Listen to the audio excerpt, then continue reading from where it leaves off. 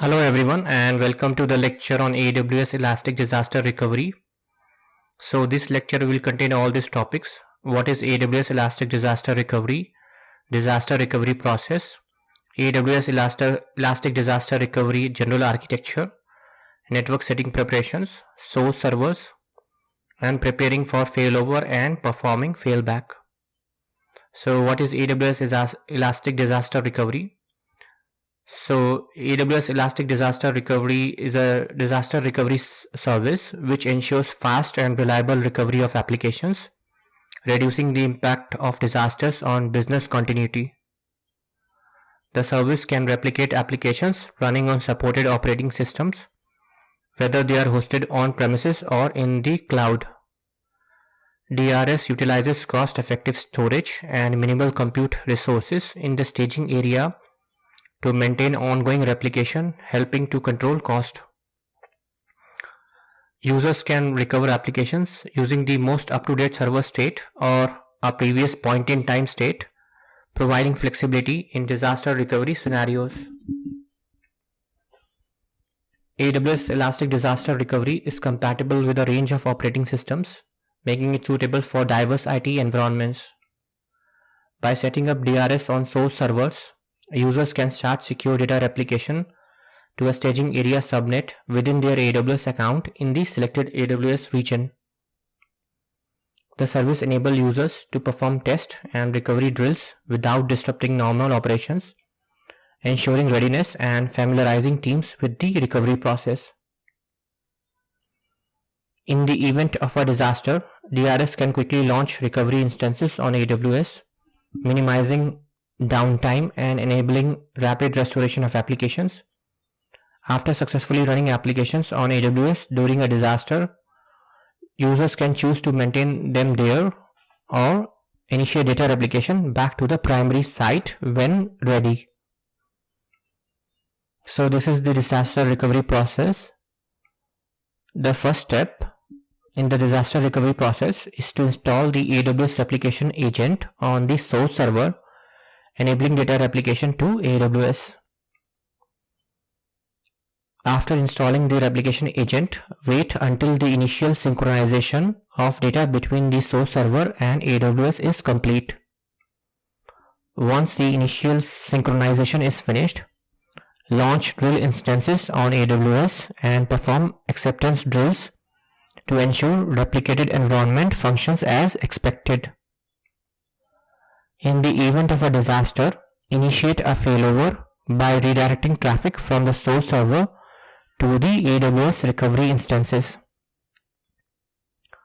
After initiating the failover, confirm that the AWS recovery instances have been launched successfully and are handling traffic as intended. To recover your data and return to the original environment, initiate a failback process from the AWS recovery instances to the source server. Once the failback process has been initiated, ensure that it is completed successfully and all data is restored to the source server. After completing the failback process, return to the normal operations with the source server handling traffic and AWS environment serving as a disaster recovery backup. So this is the general architecture of AWS disaster recovery service. So on the left you have on-premises data center, or it can be in the cloud, and what you do is you install AWS replication agent on the virtual machines, and this agent will take the data backup from the disks, and this will be continuous block level replication which is compressed and encrypted. So this is the source, which can be data center or cloud. Then this is the general architecture of data disaster recovery service. You have something called a staging area subnet, which holds the replication servers, which are basically the lightweight EC2 instances, and the staging area replication server basically do status reporting to DRS service. Staging area resources automatically created and terminated. So basically they do a data sync to the EBS volumes, which are basically elastic block service, which is elastic block store service, and these volumes are scalable. So as data grows, this grows also. So this is your backup of actual virtual machines, Linux, Windows, all the different popular operating systems data. And finally, this is the recovery subnets. So recovery instances launched with recovery time objectives, RTO, recovery time objectives of minutes, and RPO of seconds, recovery point objective of seconds. So basically these are the recovery subnets. So in case this goes down, you can initiate this as the failover site, and if you are so once this failover has handled the load for the temporary period of time, you can switch back and move the data back to the primary site or to the cloud or wherever the primary site is, and this can take the load probably with not that much of traffic, or but this is anyway scalable. So these are the recovery instance with EBS volumes attached. So you can scale it to meet exactly the traffic demand that was there before the disaster has happened, or you can run it with a lesser cost for a shorter period of time, but this can actually sync back once you want to go back to the primary site. All you have to do is make a change in domain naming service like DNS to handle the traffic for a short period or permanently as you wish, but most of the time you will put back the original data and configuration to the main primary site.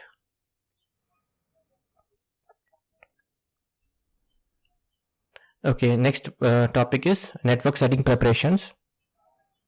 So staging area subnet. So we have seen, so before setting up AWS Elastic Disaster Recovery, you should create a subnet which will be used by AWS Disaster Recovery Service as a staging area. So what we have seen is staging area VPC for data replicated from your source servers to the AWS. You must specify this subnet in the replication template,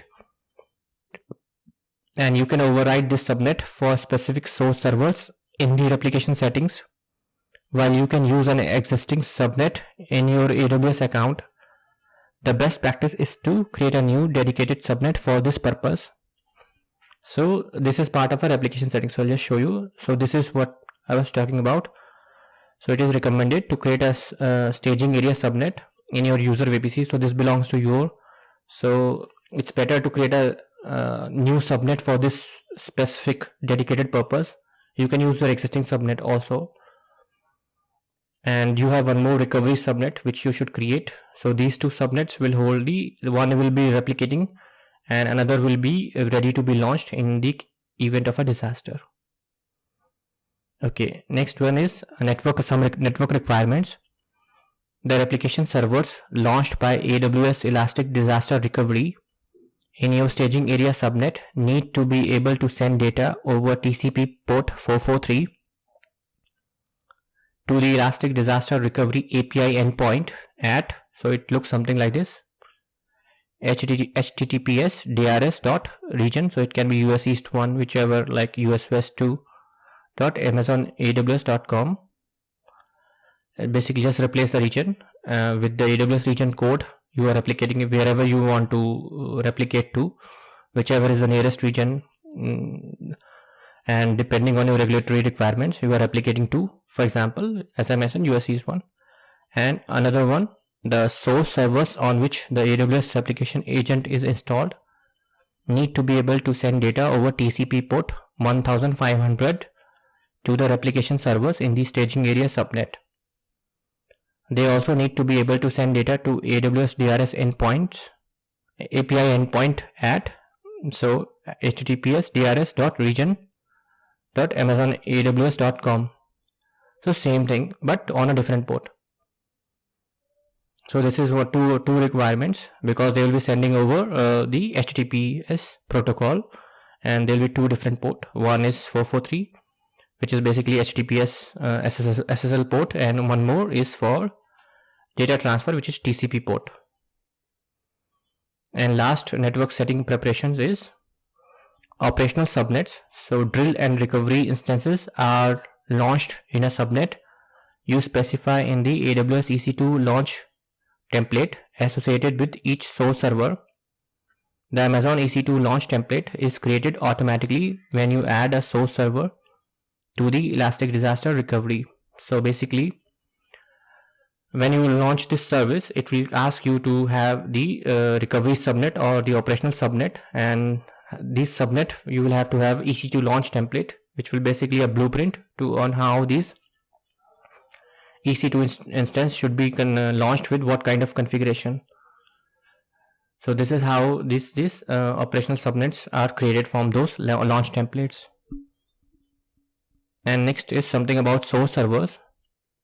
So you must add your source servers to the Elastic Disaster Recovery console in order to replicate them into AWS.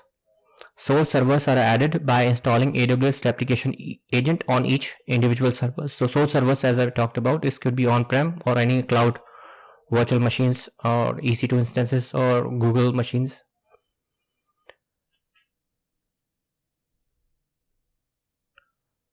So once your source servers have been added to Elastic Disaster Recovery, you can monitor and interact with them from the source servers page.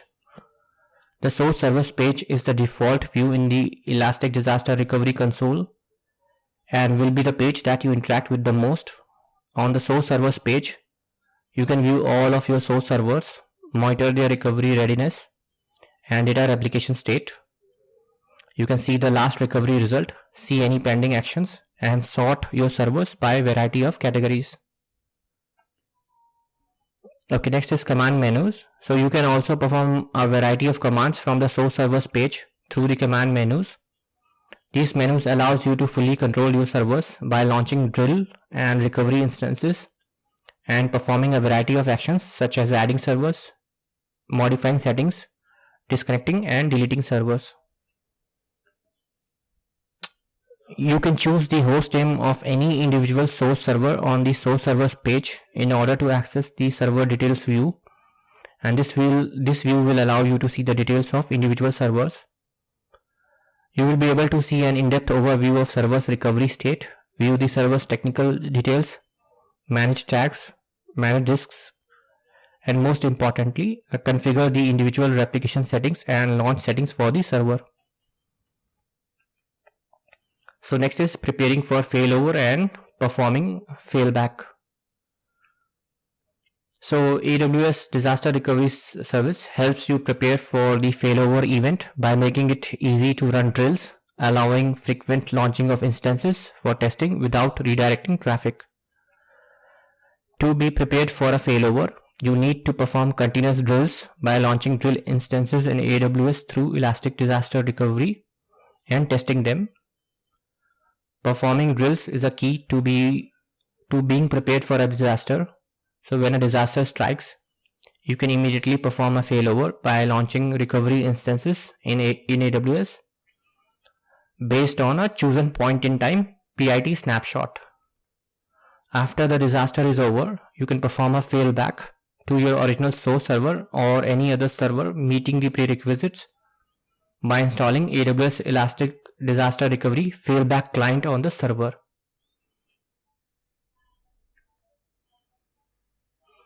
To use the failback client, you need to generate AWS DRS specific credentials. So basically now we are going back from disaster recovery or recovery instances to the primary side. So we have to install the failback client.